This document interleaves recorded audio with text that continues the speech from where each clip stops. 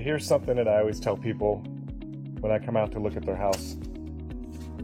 If you can get around it, if you can just get by with putting plants in pots because you want them next to the house, great. But when you have them right up against the house in dirt and you're watering the plants, all you're doing is watering your house. That's what I tell people, because it's true. It's really important because there's a metal barrier flashing that's between the foundation and the wall.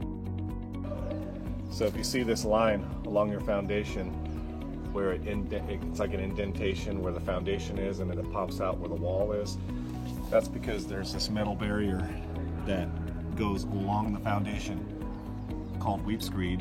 And what that does is it basically keeps the internal framing of the house dry, and allows the walls to drain, because stucco is basically a sponge, and the water that gets behind the stucco flows down the paper and then drains out the bottom of that weep screed. And what can happen is, when there's way too much moisture always hitting the walls, you'll get issues like this where the weep screed has deteriorated.